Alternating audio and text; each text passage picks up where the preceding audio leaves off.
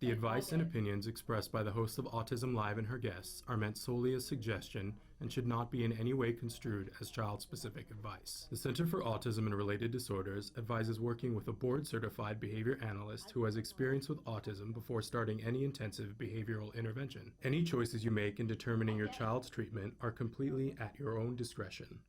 Names were something I never.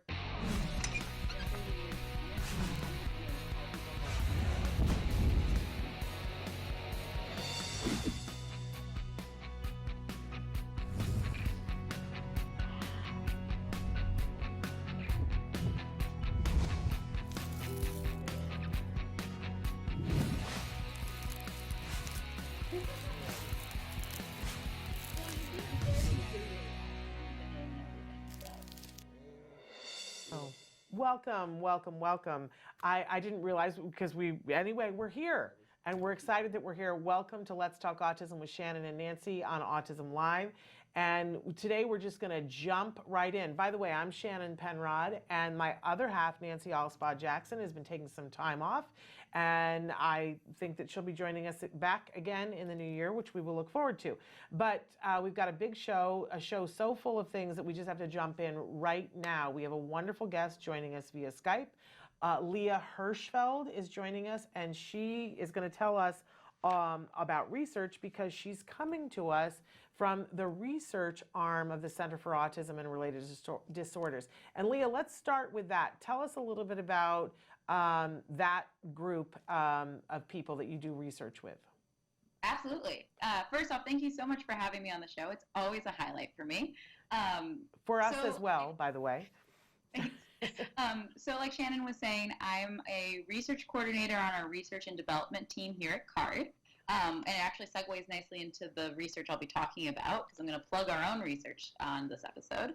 And so the research team, we look at answering some questions that'll come through our supervisors. And then we also try to run studies that we think will be helpful to the families that we serve, and then also for insurance providers and things like that. So my day consists of answering questions that pop up, like, can you give me some recommendations for feeding strategies that a supervisor might ask? They might want some empirical research on that, or also coordinating some of the research that we do.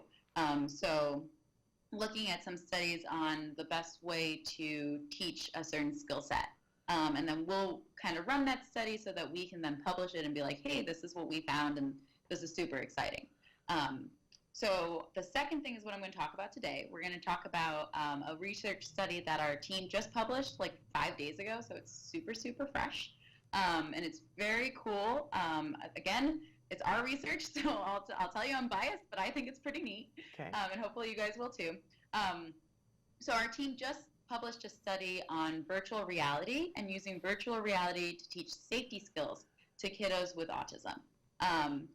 Before I plug that, I will say that it's open access, and this is pretty neat. So open access means that anyone has full access to the article. That sounds like something that should just be a no-brainer, but it's unfortunately not. In the research community, getting access to an article can be very expensive. A lot of the times you'll find something you're like, oh, I can't wait to read this, and it costs $30 or $40 just for the darn article. God forbid you want a subscription to the journal. So unless you're kind of in the research field with an institution that provides access to it, it can be really expensive. So it's very, very cool this is open access. That means that if you Google virtual reality and Center for Autism-Related Disorders, or virtual reality and Dennis Dixon, who's the primary author on it and also the head of the research team, this should pop up and you should be able to read the entire thing front to back, and it's pretty cool. So what the team did was they took 3 participants and they gave them the Oculus Rift, which is this giant head covering with virtual reality at the eyes and some headphones, so you're really in the different reality. And they taught them how to cross the street. This is very, very cool because crossing the street is something both that's in the back of everyone's mind and also poses some serious danger, right? If you don't know how to cross the street, you don't know to look left and right, that's not a game. That can really have like life consequences. So it's a super important safety skill for kiddos to learn. And virtual reality is potentially a very interesting way to do that because we don't have to put them necessarily immediately in the natural environment to get them to kind of understand what that looks like. And it's much nicer than showing them a picture and being like, this is a street. Look, there's a car. Now, like, right, that's not really what the world looks like when you try to cross a street. So the virtual reality is a really nice way to potentially map that onto what you're actually going to see in the world. So the article is very, very cool because it kind of gives a very nice story about the research. So the first way that the researchers were doing it was they were taking these short clips that didn't have any distractors, and then they were teaching the kids to look left and right. They were asking if a car was coming and if it was safe to cross. And then kids were doing great. The 3 kids were doing great in VR on that, no problem. But then when they took them to the natural environment, they weren't doing as well as they expected.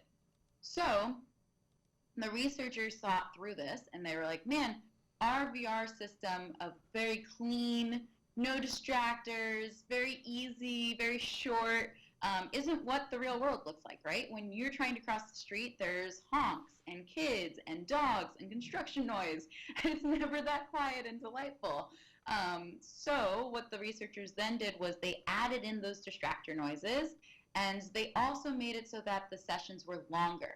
So what they were concerned about was that the shorter videos were actually priming the kids to pay attention by being like, hey, look, we're going to ask you about a car. And by having a longer video, they could more easily simulate, kind of a spontaneous let's cross the street activity. And once they added both those things in, then they saw that the VR system was really actually impacting it so that the natural environment, all the kids were doing great in the natural environment at 100%. So very, very cool. I love that the research study you can really see like how you have to change in the research story, which is not something you necessarily always get to see in an article. The participant information is very, very detailed, which is also great because it really tells you what the skill set the kiddos needed before they could learn in the VR environment. I think this is great for clinicians and parents. Because a lot of the times you'll see a research study and you'll be like, my kid should totally be able to do that. But they might not actually have the skill set, and it might not say that in the participants' eligibility requirements. So this is really nice that this does very much lay out everything the kiddos needed to have in order to be able to learn how to cross the street in VR. I say this every time. Every research study, at the very end, if you scroll all the way to the bottom, there's a section called discussion. In the discussion section, that's going to go through what the results mean. It's going to go through kind of how this pertains to advancing science. And then there should also be a portion that talks about limitations. And the limitations is really interesting to read. Every research article should do it, and it's usually the researcher saying, this was a great study, but, and the but is super great to read, right? So this was a great study, but they only looked at 3 kiddos. They only looked at how to cross the street. So it's really nice to look at that and kind of understand, oh, this research study looks really, really great, and it is, but no one's perfect, no research study is perfect, everything has room for improvement. So the limitation's really important. You always have to scroll at the very end of the article, and it's going to be in a section called discussion. Okay. And then one last very cool thing about this study, again, it's our research, but it was very, very cool. One of the really nice strengths about this research is that it was done with much younger children than you might usually see with VR. So the youngest kiddo was 4, and a lot of the VR studies usually with 8-year-olds, and that's in part because it's really, you have to have like a very serious headgear. It can be hard to get parents to agree to let their 4-year-old use VR, understandably. So very cool that this was done with younger participants. And very nice study. Again, it's open access. So it's very cool to see kind of where VR is and how that can help our kiddos. And there's a lot of really nice things in this study about how the ups and downs of research and how you change things. And it's very, very cool to see kind of where the future of this technology might go, and very beneficial for very real life scenarios. I'm going to check on my time real quick. I had one other quick thing I wanted to chat about, but I'm not sure if I have time. Shannon? You have time, yes, you absolutely can. Awesome.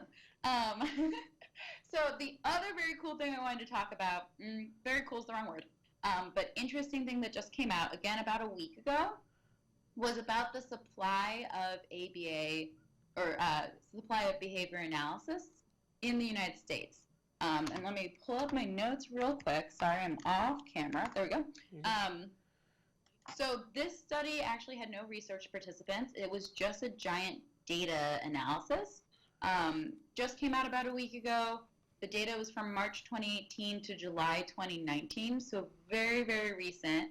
And what they looked at was the supply of ABA analysts, the supply of board-certified behavior analysts, and how many individuals have autism, and if there was a sufficient amount of providers. So to start that off, they looked at the board who certify behavior analysts and their guidelines for how many kiddos each behavior analyst should have. And so if the behavior analyst doesn't have any assistance, any help, then they should have about 12 to 15 kids on their caseload. And this is all like what the board guidelines are.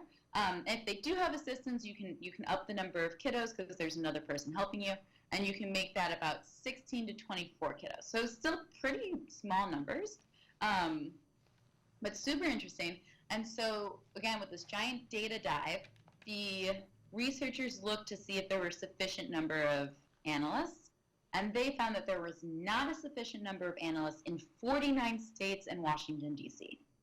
The only state that had sufficient number of analysts to cover the kiddos diagnosed with autism in that state was Massachusetts, which is kind of wild. And then just to kind of really push the point home that there are just not sufficient number of people in this field, the researchers doubled those numbers. So the board said 12 to 15 kiddos if you don't have any help. So they doubled those numbers, 24 to 30. And then if you do have help with 16 to 24 kids, the researchers doubled that as well, right? So 32 to 48. And then they, again, took a look to see if there's going to be sufficient providers in the states, and they found still that there were not sufficient providers in 42 states and Washington, D.C., which is, again, insane because they doubled the number that was allowed, which is a huge amount of kids, and there still were not enough analysts in the states to really provide the care that's needed. So very interesting study. Again, all data-driven, just very clear that there's just not enough people in this field, and it kind of gives you, at least gave me a perspective on how hard the people who are in the field have to be working to kind of cover that deficit. And again, like I said, this study also had a portion on discussion and their limitations. So always read the limitations. It was super interesting. It was, to me, when I first looked at it, I was like, oh, there can't be limitations. It's just data, right? Like this seems very clear cut. But the researchers were talking about how there might be non-board certified providers who, like special education evaluators, who are totally appropriate to do the job that they do, but that they don't have any data on them necessarily. So super, super interesting, very cool stuff coming out this month. If you get a chance and are interested, like I said, that VR study is open access. So put in virtual reality, Dennis Dixon, virtual reality, Center for Autism-Related Disorders. This should come up and you should be able to read the entire article. The other article, the supply of certified ABA in the United States, is going to be a lot trickier to find, unfortunately. It's not open access. You're going to run into that same problem. It's going to cost you $30 to read 4 pages. But it's super interesting to kind of get a sense of just how underserved the community is, and that we just need a lot more people in this field doing cool research and good work.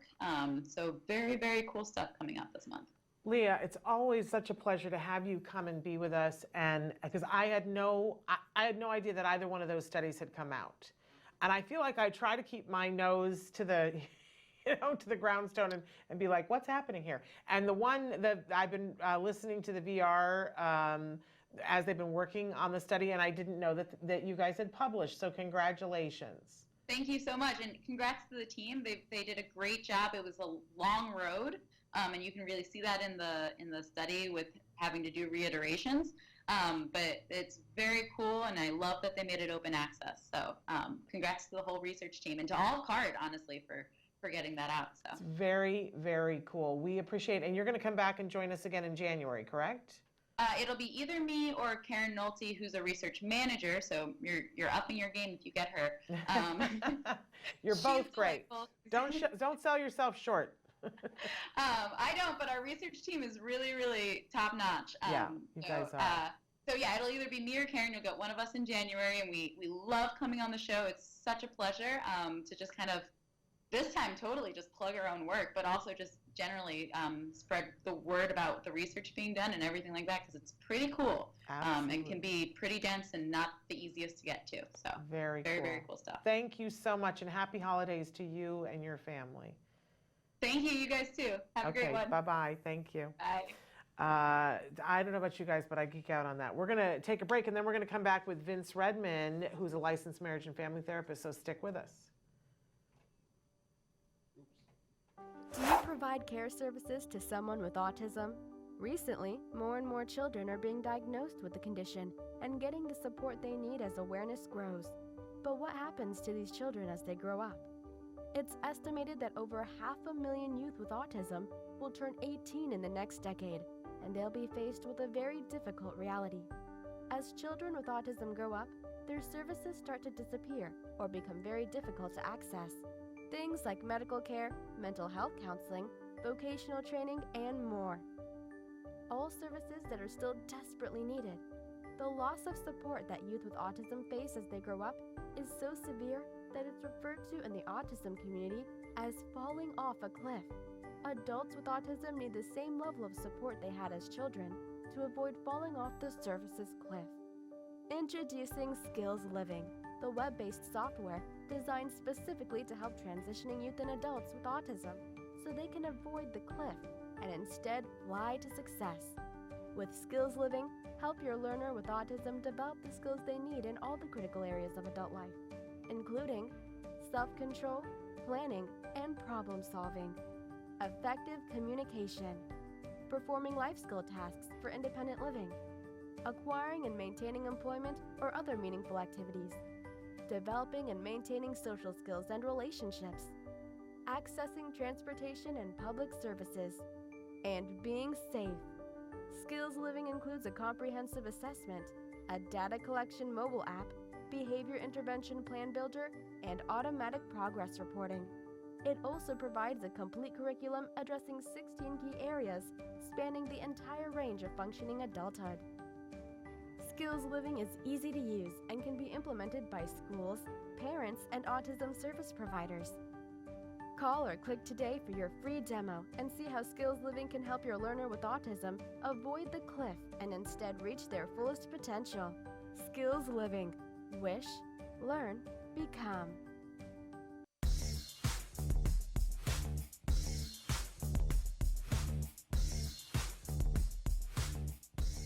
Parent to parent, having a compliant child is one of the greatest things on earth. But frequently we ask ourselves, why doesn't my child listen? Well, here are some tips to help us to get a listening, happy, compliant child.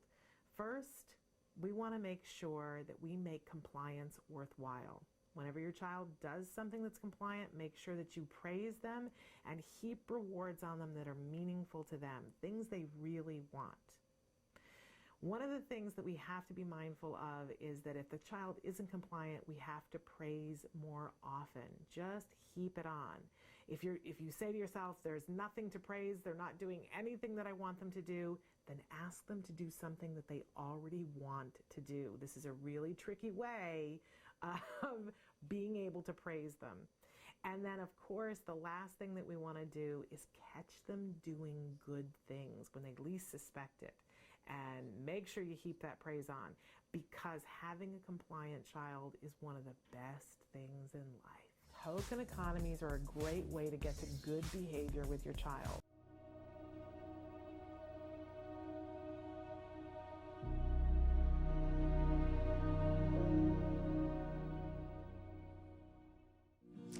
If you're watching Autism Live, chances are you care about the life of someone, or perhaps many people, living with autism. You spend countless hours trying to make a better life for them. It may not have been easy for you to watch the show today. You know, sometimes you could be juggling so many balls in the air, you feel like a circus performer. I remember recently saying to a friend that as the mother of a son with autism, plus all the other challenges in my life, I feel like I'm carrying a tray full of glasses of water, and that if one of them topples over, the whole thing is going to go crashing down. This empowerment moment is all about you. Now, I'm not a doctor or a therapist, but over the last 9 years in my autism journey, I've learned some things that have helped me shift from being a victim to having hope. See, I'd been in that place, down on the kitchen floor, on my knees, praying for answers of what happened to my child. I've been in that place, covered with blood and tears, after one of Wyatt's giant tantrums, where I said, "Where has my fairy tale life gone?" I have a feeling you're a member of that kitchen floor club too.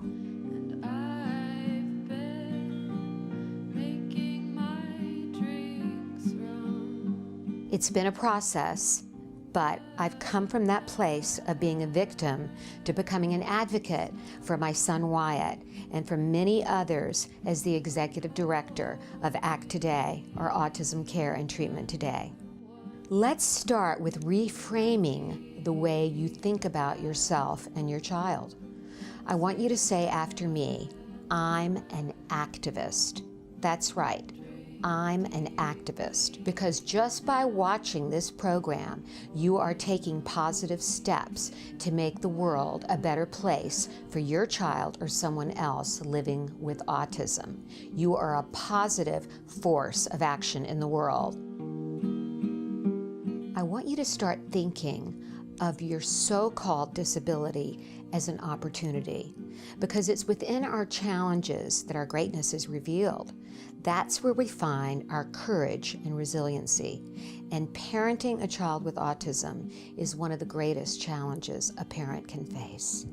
You have the choice to see this as a journey of self-discovery. Some people take expeditions to climb Mount Everest to see what they're made of.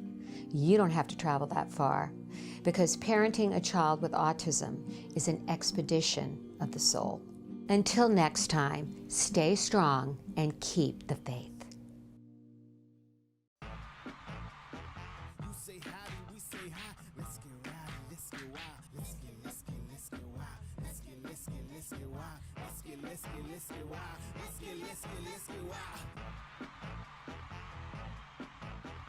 Hi there, I'm Lisa Ackerman. Welcome to the show. So the goal of today, we're going to make meatballs. Let's get started. So again, I'm going to take roughly a pound of my ground organic turkey, and I'm going to add in the secret vegetable. So if your kid doesn't like vegetables, don't cook in front of them, okay? Have them watch a movie or something. But you definitely want to make sure they're not watching, because then they won't eat it. So, and here we go with the egg. And our breadcrumbs. I'm just adding salt and pepper to taste. If you think about kids' shapes and sizes, you want to think small shapes, small hands. So your oven should be preheating at about 400 degrees. We're going to kick into the oven here and look at our meatballs. I did flip them halfway through the 20-odd minute. So we'll put, just like Julia Child's, there's our finished product right there. These are good. Cooking is easy. You don't have to be afraid of it. But we want to hear from you. If you can let us know what recipes are important to you, maybe convert a recipe from a traditional flour or gluten-based to a gluten-free or an allergy-free, we're here to help. So you get to us. You can email us at autismlive@gmail.com. You can reach out on Facebook at facebook.com/autismlive, or reach out at Taka Now. So I know you're having a great day. I had a lot of fun cooking with you in the kitchen, but I'll tell you before we end, I gotta have more meatballs. Have a great day. You say howdy, we say hi. Let's get rowdy, let's get wild. Let's get wild.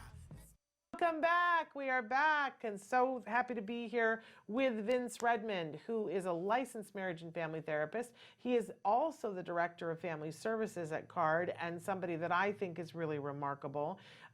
One of the many things that I love about Vince is that he gets it. And that, like, I know those of you who get it understand what it means when somebody gets it. But you can go to a lot of licensed marriage and family therapists and they don't really understand what's at stake when you're doing an intervention and what's required of you and why it's worthwhile and why you need help working through that. But Vince does. Vince gets it. So we're so thrilled and excited to welcome back Vince Redmond. And I say Redmond, but I hear you saying Redmond. And It's spelled Redmond, but okay. for my entire life I've said Redmond. Okay. Unless I'm trying to phonetically, sound it out. Okay, so I should be saying Redmond. Yeah. Okay, so we're thrilled that he's here, and welcome back to the show, Vince. I feel like we haven't seen you in a long time. I think with Thanksgiving, things got all wonkanator. But yes, it did. Thrilled to have you here. And what I'd like to talk about today, if it's okay with you, is about what the role of a parent is when you're doing an ABA intervention, what the expectations are, and what some of the things are that a parent can do that actually impede progress. Because I think if parents don't know, I'm going to hold my hand up and go, there are things that I did that impeded progress because I didn't understand that I was impeding the progress. So I'm hoping that maybe today we can make that clear for some folks, and then they'll be like, oh, okay, so I shouldn't do this, but I can do that? Okay, let's do that then, I always think that knowledge is power, right? And along that same line, it's communication is power too, right? Yeah. So one of the biggest, I think, errors, I don't know if that's the right word, but one of the things that I see that quite often happens, especially in the beginning of an ABA treatment plan, is that parents are very reluctant to ask questions. They're very reluctant to, maybe have a disagreement about something, maybe, say, I don't really feel comfortable with that, and this is the reason why. And so then this way it opens up a good dialogue with your supervisor where you're able to discuss not only what the supervisor is thinking is appropriate for your child and the clinical reasons why, but also maybe some of the anxiety that you might feel with this particular intervention, maybe a particular goal, and it's an opportunity to share parental expectations, parental goals, and maybe parental levels of service.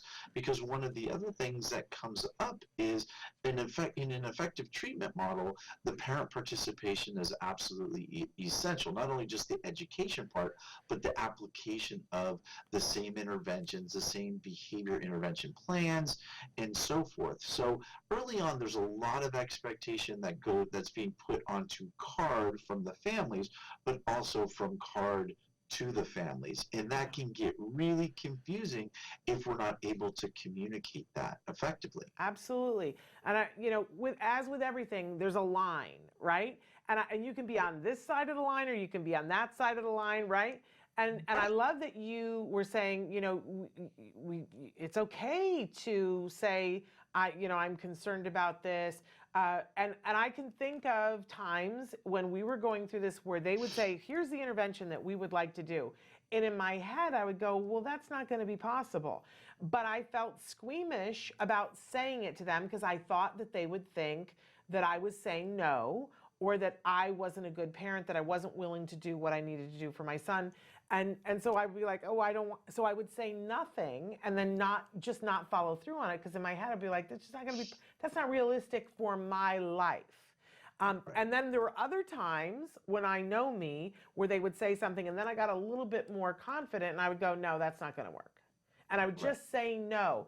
And I would make the case, and I'd love to hear from you, Vince, but I would make the case that in both instances, I was impeding progress for my child. Possibly. But let me touch on two things that you had said. One, you had said that, your anxiety of that there was potentially a thought that the supervisor or supervising staff thought that you might not be a good parent or an unfit parent. I think that is a very, very common anxiety that's out there with a lot of our parents. And the best way to nullify that or to demystify that is by having that communication, talking about it, showing that there's reason to why this makes you uncomfortable, or at least gaining the information that you might need on why we're taking a particular path at a new skill, or maybe why this intervention would be clinically recommended over another one, right?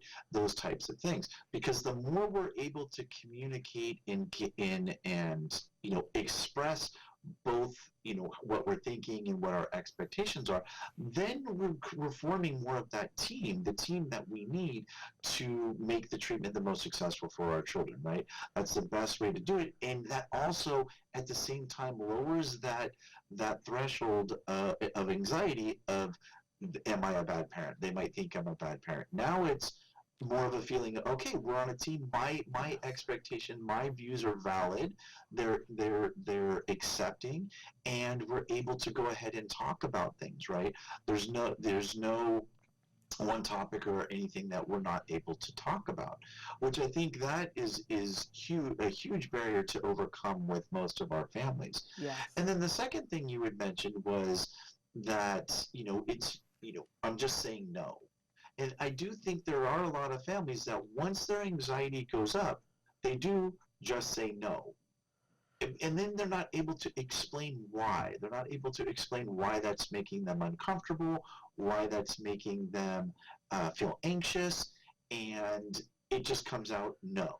And we want to make sure that we're opening dialogue for, if something doesn't if you have a question or you need more clarification on something, or something just doesn't feel right, that we can communicate that, so it's not just a no. Now it's an informed decision on both parts. Yeah.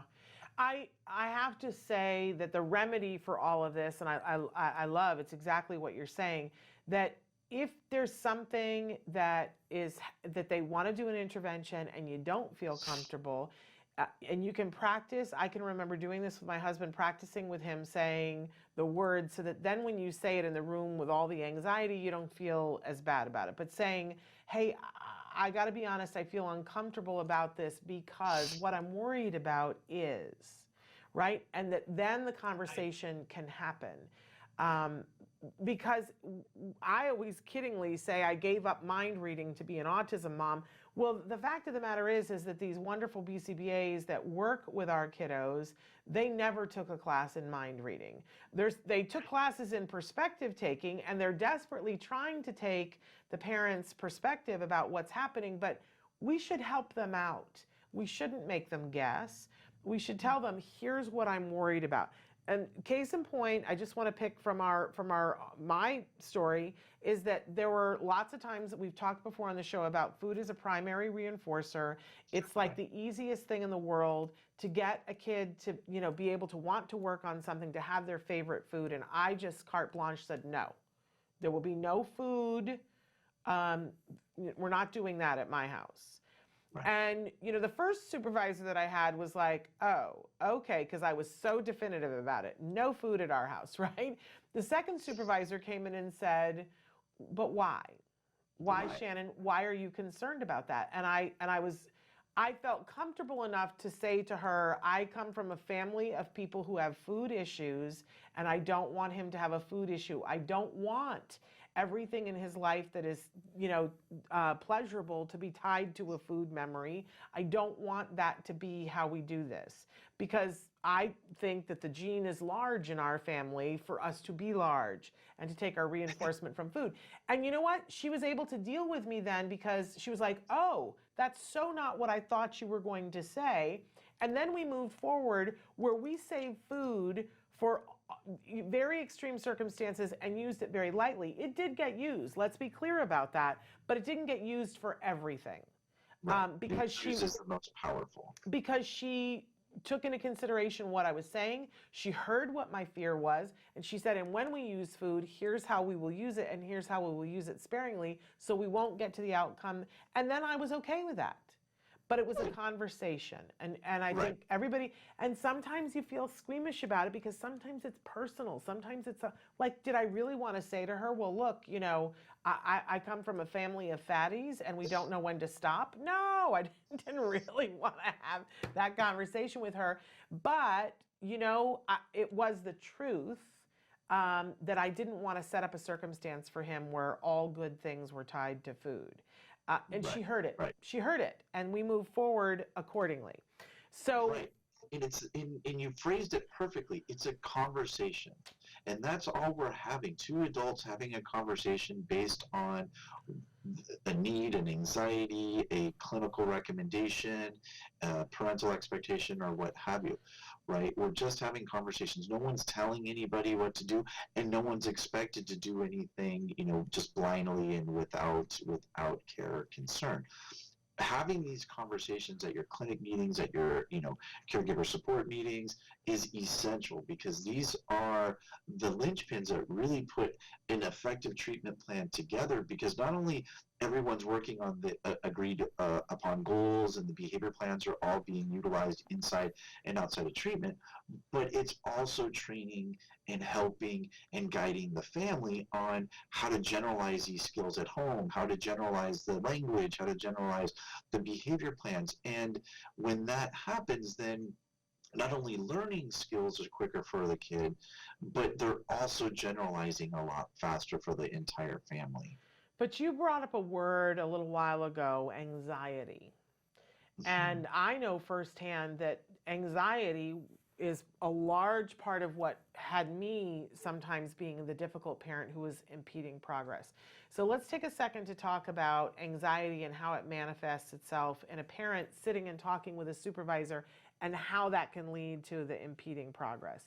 You know, we just had Leah Hirschfeld on talking about the VR program, the study that they just published on 5 days ago about using VR to teach safety skills. And you know, what I wanted more than anything else, we talk about values, right? What I wanted more than anything else was for my son to be safe, 100%. But sometimes when they would want to run the program where they would go down to the actual street to work on crossing the street safely, I would tell them, no, we can't do that today, because I was having anxiety about it. I didn't want to work on it because what if he didn't? I didn't even want to work on it, Vince, because in my head I would be like, as long as he hasn't worked on it, then crossing the street is out of the question. Once we start to work on it, if he on paper says he's 100%, then at some point they're going to want him to cross the street, and I'm not going to be ready to do that. That was the process in my head. So I was telling them, and I wasn't saying, I'm just not going to let you work on it. I wasn't telling them any of this. I was just like, today's not a good day. It looks like rain. We're not going to go down to the street to work on it. Right? And that was impeding my child's progress. We got to be 100% clear about that there's times when, as a parent, well-intentioned, but out of anxiety, we will have them not work on something or stop halfway or stop when the child gets upset, right?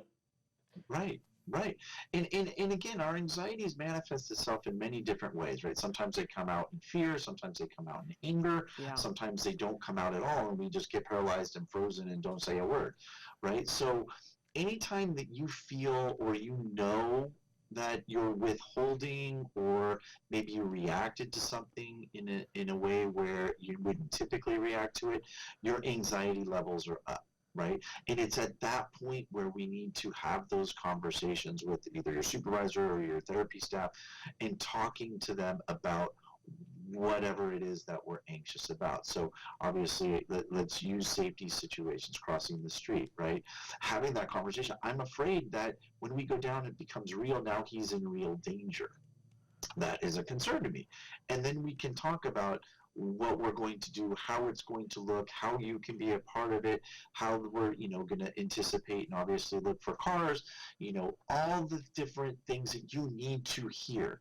You need to hear them so that your anxiety is checking off boxes. Okay, they're looking at that, they're caring for that, they're aware of this, right? And they're not you feel more comfortable that they're not just frivolously going out and without care or reason crossing the street.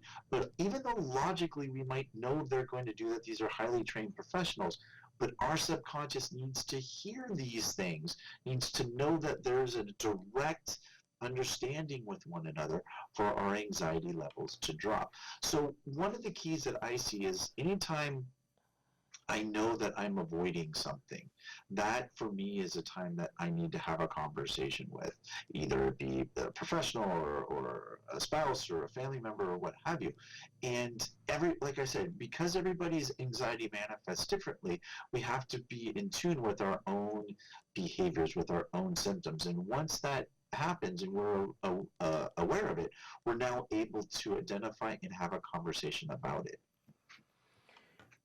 And boy, if we could get everybody to really live and inhabit that, it would be great. But sometimes the anxiety prevents people from even getting to that point, right? Like I sort of think of it as a thing that we do work on it every day, do our level best, and at the end of the day, maybe take stock and go, okay, so today maybe I didn't do my best job, but here's what I'm going to do to work on that.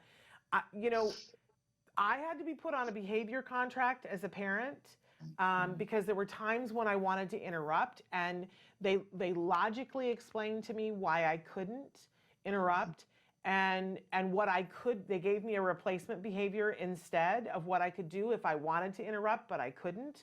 And so I just want to say to parents who are watching, this is hard stuff. Absolutely. And I want you to know that I firsthand know it, and Vince has dealt with this for more years than I'm sure that you would like to recount, right? And Right. it would be so much easier if we could just all have a little switch that we could click in our head and go, oh no, we're turning it to ABA parent mode, and I'm not going to freak out over this, that, and the other thing. Man, that would be so much easier. But I made little signs around the house. Go ahead. To have that relationship with your supervisor, right? Yeah. You are much more comfortable talking to someone you trust, someone you think that has your best interest at heart. And that's why it's essential to establish that relationship early on before our anxiety levels go all up and down, right? When we're just meeting someone and we're talking with someone, and when the times are good and we agree with things, right? It's still a very good opportunity to build that relationship, because when that anxiety comes, because as we all know, it will, then we feel at least a little bit more comfortable talking to them, so we're not letting the anxiety lead the anxiety, so to speak. And I think it's really beneficial to have other professionals in our life to talk to about these things, like a licensed marriage family therapist, a place to take that to, somebody who's reasonable and gets it, like Vince, where, I didn't have the benefit of having Vince when we were in therapy, but I would have loved to have sat and said, and when they want me to do this, it feels like I'm a failure if I don't do X, Y, and Z, and have a rational person say, yes, it feels that way, but that's not really what's happening. Right. That's true. So I think having if you can avail yourself of services like Vince's, what a great thing to do. What I did in the absence of that was made little index cards that I put in places that only I could see, that would remind me of things. Like one of them, I had one on my computer screen just above it that said, Jem will never be this age again, so that I would remind myself whatever I was working on the computer wasn't as important as him, right? Because I could get lost in my computer. But there was another one that said, I will not be the thing that stops his progress. And that was super important for me on a daily basis, because I would look at that and then I'd be someplace and I'd be like, no, I don't think we should work on that. And then I'd be like, ooh, I think that's me stopping his progress. Right? And then another one that I think is still up in my house someplace, which said, Jem's team is only as strong as its weakest player, and I will not be its weakest player. Right. That was right. Right, and that's the thing, and you phrased it perfectly. We're all one team, right? It'd be the new therapist, the more experienced therapist, the supervisor, the assistant supervisor, the parents, the grandmas, the grandpas. We're all one family with the same goal, which is to improve the child's skills, the child's behavior, so that they're an active and functional, part of the family, and they're enjoying things and they're learning things and they're experiencing things that they never would have experienced before. And every part is just as valuable as the next. No one is more important than the next. Absolutely. And then I want to shift just a little bit, because Sure. I said before about how we, the BCBAs are taught perspective taking to some degree, but not mind reading. And then I want to shift to the other side of it, where we talk a little bit about how parents need to take the perspective of the person who's the BCBA, because I see that a lot of times we don't have the time or the energy to do this, but I think it's important to bring it up that, I think there's a misunderstanding sometimes about what the BCBA role is and who that person is and why they might be in that role. Because I see parents from time to time, and I'm sure you see this too, Vince, where they've come and they say, well, we want to do therapy because we want to do what's best for our child. And then this expert, the BCBA, says, well, I'd like to do this. And then the parent goes, no, that's not the thing that we want to do. And it's like, part of me wants to say, you're here with the expert, and this is what the expert said. You worked really hard to get here. Right. We should at least give them an opportunity to show us what they can do. And we have to think about what their motive is for suggesting this, because BCBAs, we just heard from Leah, there's not enough of them in the world, and that Right. BCBAs can go work for a car company and make the same money. But these people came because they want to help kids with autism. Their Right. recommendations are unique and specific to the kiddo. They're not random, they're well thought of, and we need to listen to them, right, Vince? Right. Well, and the recommendations are built around scientific evidence and proof Yeah. as well. I think that goes along with the anxiety talk that we were talking earlier, that oftentimes we're meeting a new professional that, might have a different viewpoint than what we have, based on not only treatment, but success, levels of recommended treatments, maybe the locations of treatment, different modalities of treatments, all those types of things. And when somebody else's point of view of treatment doesn't match ours, we have that anxiety again, right? Yeah. And our immediate response to anxiety is to try to avoid it and to reduce it. And so we say no, Yeah. right? We, as humans, we're very habitual and very, repetitious beings. And any time that our homeostasis or our sameness is, someone else comes in with a different point of view, our immediate anxiety is to resist that. Yeah, change is but- hard.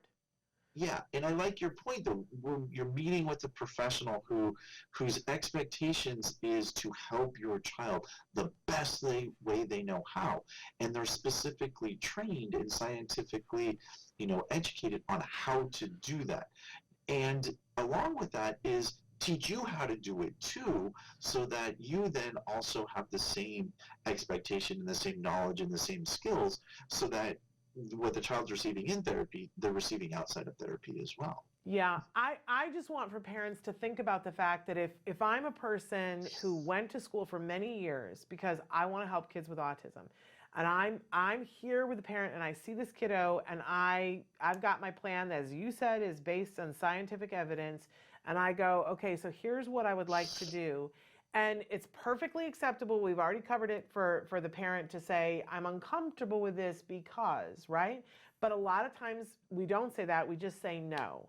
And for Right. this person who's here to do something good, to get the no, it's like, okay, now I gotta somehow get over the objection for this no and get to a place where we can. So now instead of doing the intervention, I now have to spend time explaining to this person, which is all part of my job. I'm not saying it's a bad thing, but that takes time away from the intervention. Let's be realistic here.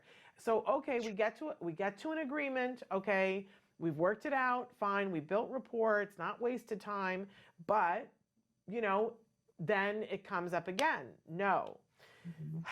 Okay, now let's remember we talked about this, that it's this and it's that and it's whatever. Again, we've taken time away from the therapy, and I just want for the parents to think about, If every time it's a no, Right.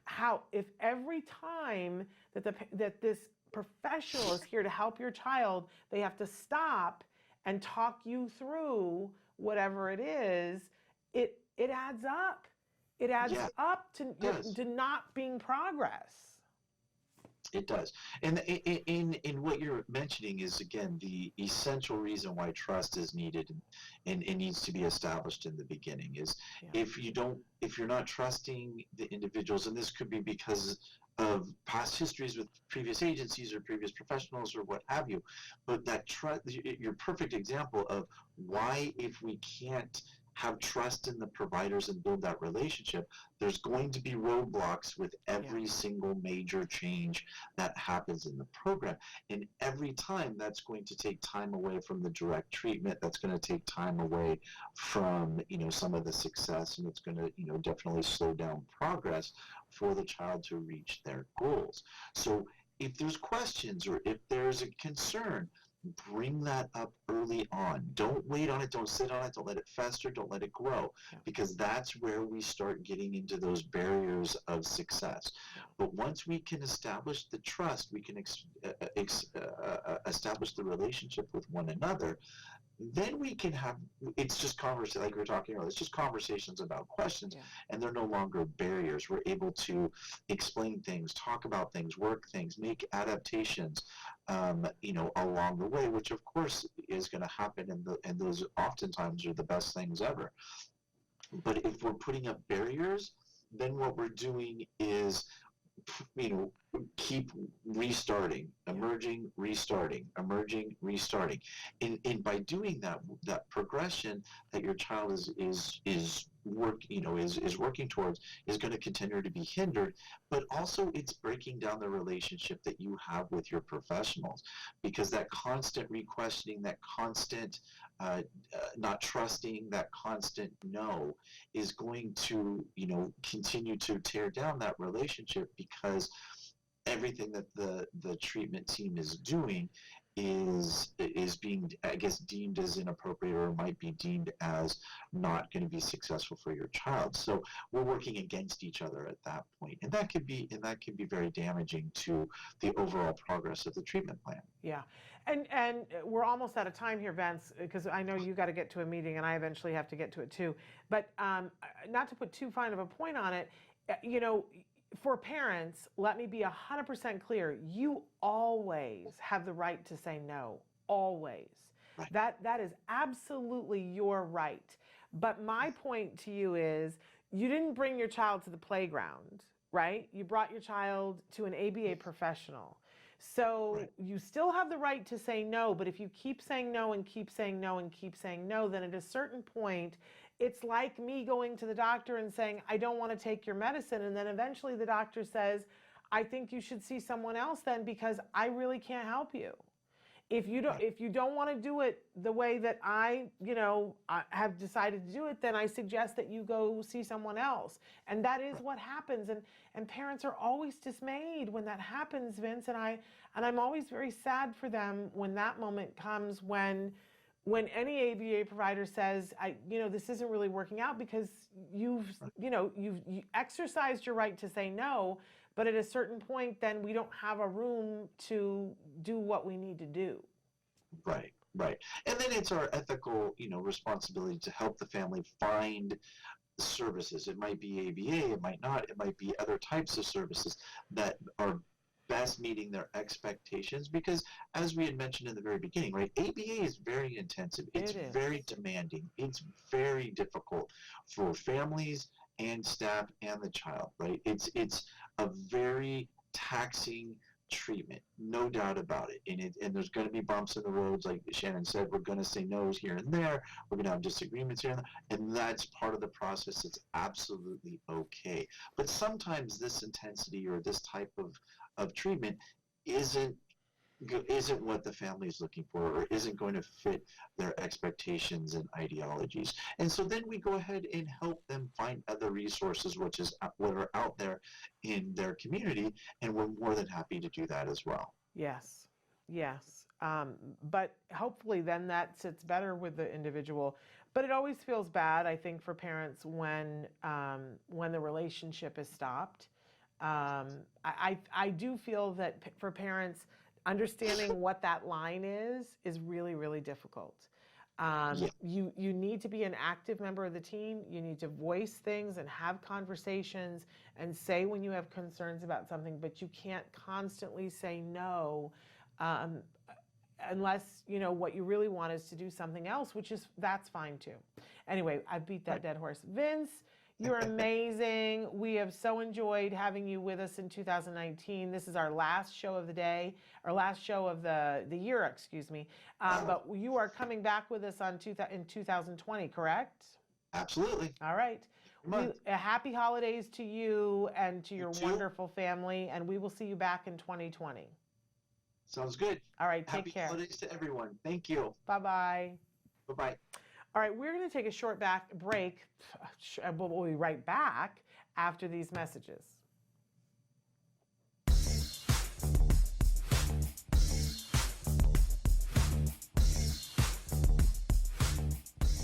Parent to parent, you might be asking yourself sometimes, why does my child have meltdowns? Well, the difference between tantrums and meltdowns, they're a part of typical development, but meltdowns are when things get a little bit more out of control, when even the child isn't sure what's entirely wrong. Generally with a meltdown, there's an environmental component. There's something else going on outside the child that's making the tantrum worse. It's really important that we start to be detectives and take notes and look around at the environment and start to figure out what are the things that happen every time your child has a meltdown. And lastly, it's important to get help.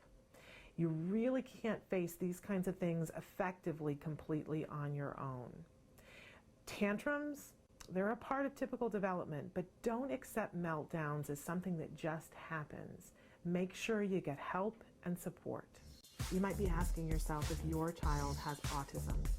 Welcome back to Autism Live. We are in the last few minutes of our last show of this year, 2019.